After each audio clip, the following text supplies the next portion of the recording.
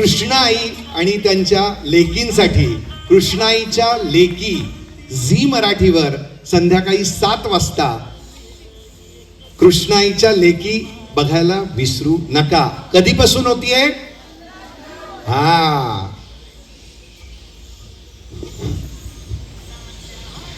अच्छा, मला खूप छान वाटतंय. आम्ही लहानपणापासून तुम्हाला बघत आलोय आणि आज झी मराठीवर कृष्णाईच्या भूमिकेत तुम्ही आहात. या मालिकेबद्दल तुम्ही काय सांगाल? सर्वप्रथम म्हणजे तुम्हा सगळ्यांना नमस्कार आणि इतक्या संख्येने तुम्ही इथे आलाय त्याबद्दल खरोखरच आभार. कृष्णाईच्या लेकी ही मालिका खरंच तुम्हाला तुमचं मनोरंजन करेल, त्याचबरोबर थोडंसं प्रबोधनही करेल. एक अतिशय कणखर अशा या स्त्रीची आहे ही मालिका आणि तशाच तिच्या त्या 3 लेकी आहेत. या माझ्या ज्या लेकी मला मिळाल्या आहेत, इतक्या गोड लेकी मिळाल्या आहेत. आधी कदाचित वडिलांच्या छायेत ती वाढली असेल, नंतर नवऱ्याच्या छायेत तिने संसार केला. तिला त्या उंबरठ्या पलीकडचं जगच माहिती नव्हतं. अशा स्त्रीवरती जेव्हा अशी वेळ येते की 3 मुली झाल्या आणि म्हणून तिचा नवरा तिला सोडून देतो आणि जाऊन दुसरं लग्न करतो आणि गावापाठची एक पडकी जमीन तिला देऊन टाकतो. खरं तर त्या स्त्रीला तेव्हा असं वाटतं की जाऊन मला जीव द्यायचा आहे, कारण मला माहितीच नाही कसं जगायचं, पुरुषाच्या आधाराशिवाय कसं जगायचं हे कधी माहितीच नाही, हे कधी कोणी शिकवलंच नाही, काही याबद्दल कल्पनाच नाही. पण त्या 3 जेव्हा लहानग्या मुलींकडे ती बघते तेव्हा तिला कळतं की त्या तिघींचा विश्वास फक्त ती आई आहे आणि जर ती आई नसेल तर त्यांचं काही होऊ शकत नाही. त्यासाठी तिला जे येत आहे म्हणजे काय, तिला फक्त स्वयंपाक करता येतो, तर तिच्यापाशी जे साधन आहे त्या साधनाचा ती वापर करते आणि एक ती खानावळ सुरू करते आणि तिच्या 3 मुलींना ती पण करते की माझ्या 3 मुलींना मी मोठं करेन, शिकवेन आणि ताठ मानेनी जगात जगायला शिकवेन. अशा प्रकारची ती आई आहे आणि अशा प्रकारची आमची मालिका आहे. एकदा जोरदार टाळ झाला पाहिजे की असं महिलांनी सुद्धा कणखर राहिलं पाहिजे. ती ह्या मालिकेतनं आपल्याला बघायला मिळणार आहे आणि मुली आईच्या पाठीमागं कशा उभ्या राहतात आणि आईचे संस्कार कसे असतात हे आपल्या या सगळ्या मालिकेमध्ये बघायला मिळणार आहे. मी आता वळतोय शारदा यांच्याकडं. काय वाटतंय या मालिकेबद्दल आणि काय सांगाल प्रेक्षकांना? नमस्कार. सगळ्यात आधी मी फार प्रोमो बघून इमोशनल झाले कारण की इतक्या दिवस आम्ही प्रोमो करत होतो, पाहत होतो, तर असं वाटलं की हां आम्ही करतोय काहीतरी नवीन मालिका घेऊन येतं. पण आज इतक्या मोठ्या स्क्रीनवर सगळ्यांसोबत बघताना एक वेगळीच एनर्जी होती आणि एक वेगळेच वाईब्स होते. सो खूप छान वाटलं. आणि मी असं म्हणेन की पु ल देशपांडेंचं एक वाक्य मी आवर्जून सांगेन की ते म्हणतात की विज्ञानातलं शास्त्र कदाचित आईला कळत नसेल, विज्ञानातले नियम कदाचित आईला माहीत नसतील, पण खऱ्या आयुष्यातले, खऱ्या जगातले संस्काराचे शास्त्र ते आपल्याला आईच्याच खुशीत मिळत असतात. सो ही जी मालिका आहे ती प्रत्येक आईसाठी, तिच्या लेकींसाठी आहे आणि आईची ताकद आपल्या सगळ्यांनाच माहिती आहे. फार वेगळी आणि फार महत्त्वाचं कॅरेक्टर, महत्त्वाचं पात्र आपल्या प्रत्येकाच्या आयुष्यात आपली आई असते. आणि मी असं म्हणेन आई जशी घडवायला जी मेहनत घेते आणि आपण पुढे जाऊन जे घडतो, जे बघतो ते ती आपल्याला जितकं समाधान असतं आणि आपल्याला जितकी त्याच्याबद्दलची काय म्हणू आपण की सॅटिस्फॅक्शन असतं त्यापेक्षा जास्त आई आपल्यासाठी कार्य करत असते आणि तो आनंद तिच्यासाठी जास्त असतं. आणि जी आई छत्रपती शिवाजी महाराज यांना घडवू शकते ती आई जगात म्हणजे किती मोलाचं कार्य करू शकते. आईची ताकद कधीच कुणीच कमी समजूच नाही. सो या मालिकेत पण ना तशीच कणखर आई आम्हाला लाभली आहे आणि ती तिच्या जिद्दीने या 3 लेकींना म्हणजे सगळं गाव टाकलेल्या मुली, वडिलांनी सोडलेली बाई असं वगैरे तिच्याकडे पाहतात, पण त्या सगळ्या जिद्दीतून ती कसं काय त्या मुलींना वाढवते तो प्रवास तुम्हाला पाहायला मिळेल आणि तुम्ही स्वतःशी कुठेतरी काहीतरी रिलेट कराल. आम्हा तिघींची पात्र फार वेगवेगळी आहे, फार वेगवेगळे शेड्स तुम्हाला पाहायला मिळणार आहेत आमच्या पात्राचे. सो मज्जा येणार आहे. दररोज तुम्ही काहीतरी नवीन शिकणार आहात. थँक्यू. Thank you so much. माझ्या शारदा यांनी पण एक वेगळं सांगितलं, म्हणजे मालिकेमध्ये क्युरिओसिटी वाढत चालली आहे. होय ना, वाटतंय ना तुम्हाला सगळ्यांना? आता प्रत्येकांकडनं जाणून घ्यायचं. आता मी गौरी यांच्याकडे वळणार आहे. काय वाटतंय मालिकेबद्दल? प्रथम तुम्हा सर्वांना माझा नमस्कार. माझ्यासाठी या सगळ्याच गोष्टी नवीन आहेत आणि मी पहिल्यांदा स्टेजवर उभी राहून सगळ्यांशी संवाद साधते आहे. जर माझ्याकडून काही चूक झाली तर खरंच माफ करा मला. मी असं सांगू शकेल की ऑलमोस्ट गोष्टी शारदाताई आणि आईने सांगितलेल्याच आहेत. तर मी गौरी या पात्राबद्दल सांगेल. गौरी ही एक खूप स्ट्रॉंग आणि कॉन्फिडंट मुलगी आहे. गौरी लहानपणापासून तिच्या आईला बघत आली आहे की आईने किती कष्ट केले आहेत आणि वडिलांनी लहानपणीच तिला सोडून गेले का तर 3 मुली झाल्या म्हणून. पण त्या तिन्ही मुली मुलापेक्षा कमी नसतात हे गौरी दाखवून देते. गौरीला कलेक्टर बनायचं आहे का तर आईच्या डोक्यावरचं जे ओझं आहे ते तिला कमी करायचं आहे आणि ती तिच्या फॅमिलीचा बॅकबोन आहे.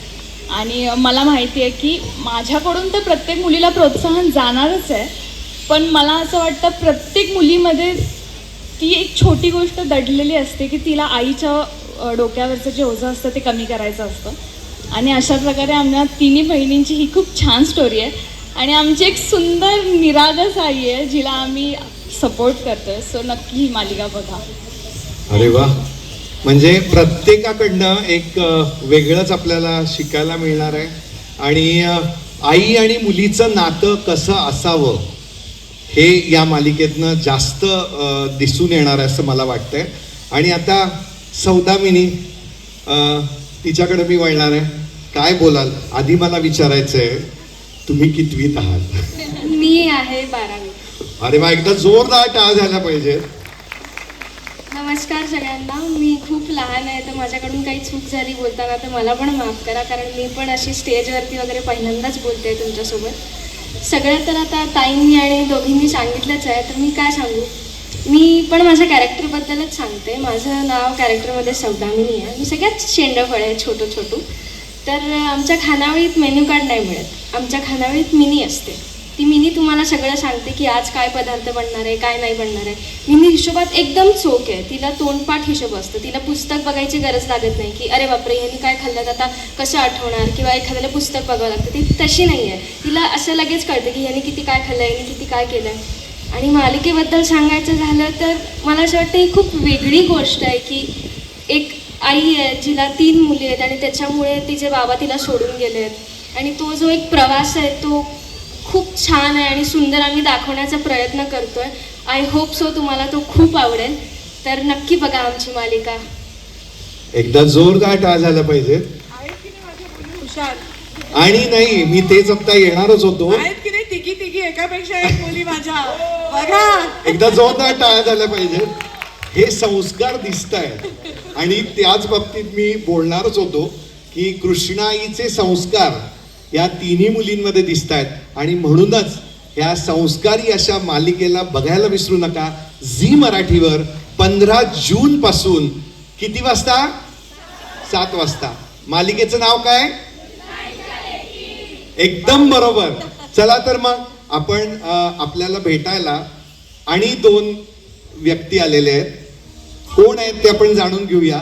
पण मला असं वाटतंय आपण सगळ्यांनी स्थानापन्न होऊया. नक्कीच. सत्यभामा इथं उपस्थित झालेले आहेत. सत्यभामा म्हणजेच मीता सर्वोदय यांच्यासाठी एकदा जोरदार टाळ झाल्या पाहिजेत.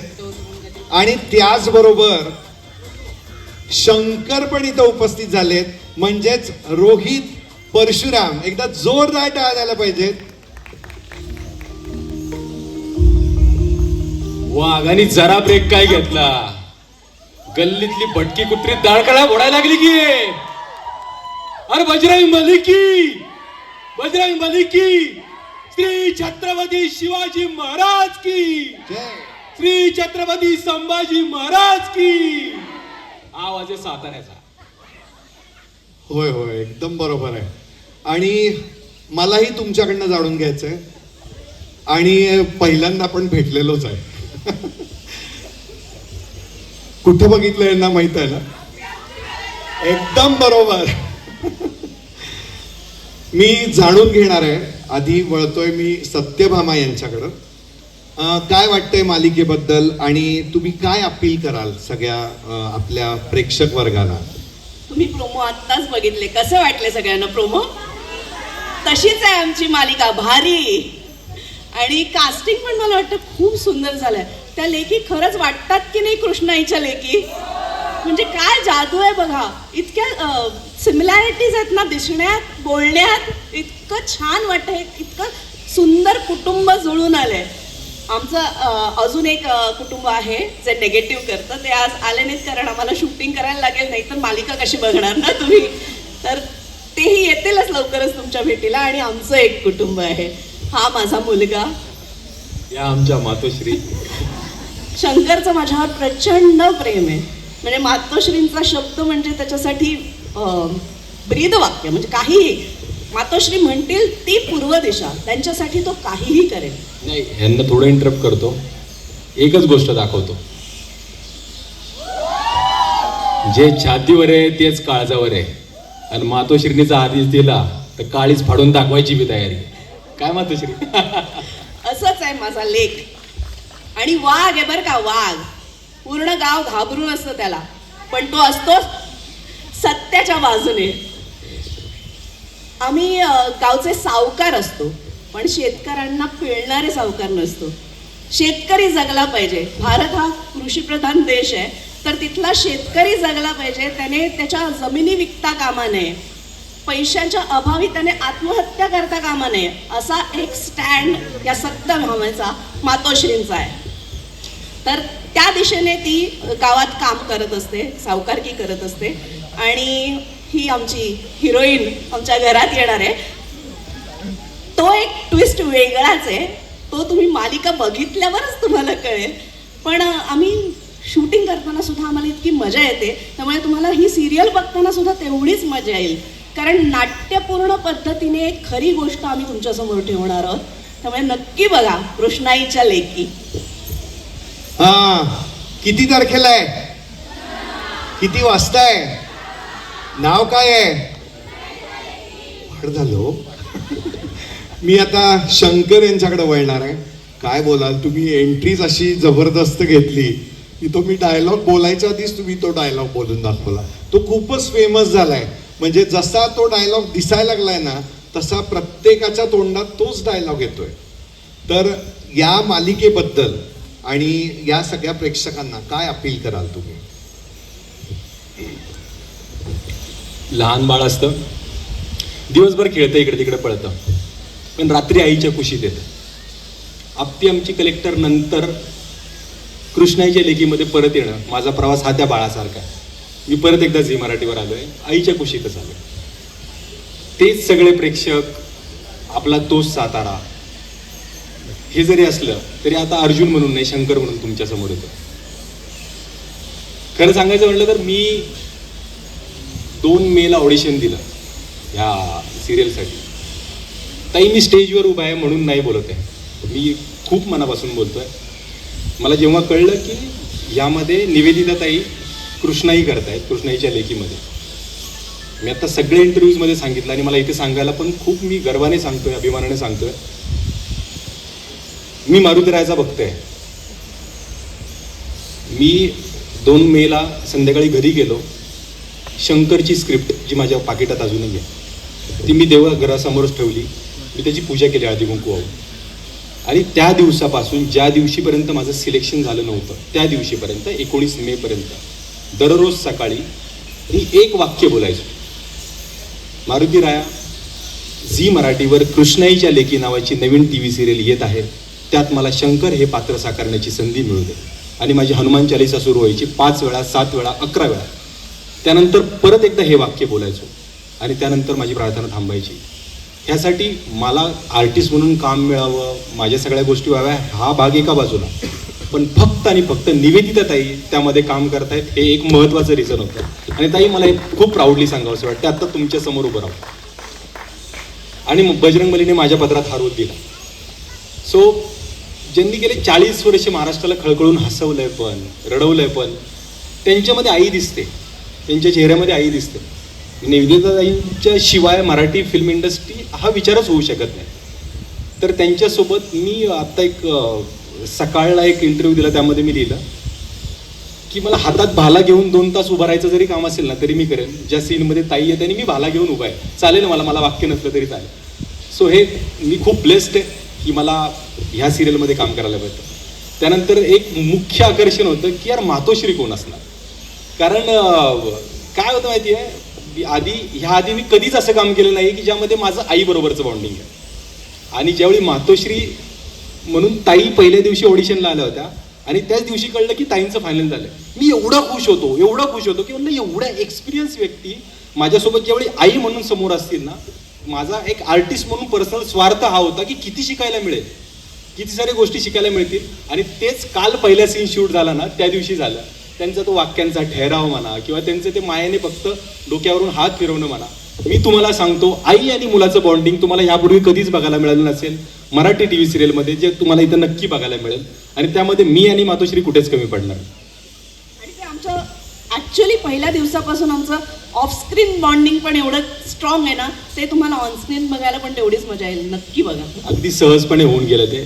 So thank you so much Zee Marathi, आणि थँक्यू सो मच महाराष्ट्रातल्या सगळ्या प्रेक्षकांना की तुम्ही मला परत इथे येऊन तुम्हाला एंटरटेन करण्याची संधी दिली आहे. संपूर्ण टीम मनापासून काम करते. म्हणजे ट्विंकल आता आजारी आहे थोडीशी, राहू नये, किंवा एकताबद्दल बोलायचं झालं तर खरं सांगायचं म्हटलं तर जेव्हा मी पहिल्या दिवशी फोटोशूटला तिला पाहिलं ना, तिचं काम माझी आईने खूप पाहिलेलं आहे. मला खूप छान वाटलं की मी आता एकतासोबत पण काम करणार आहे.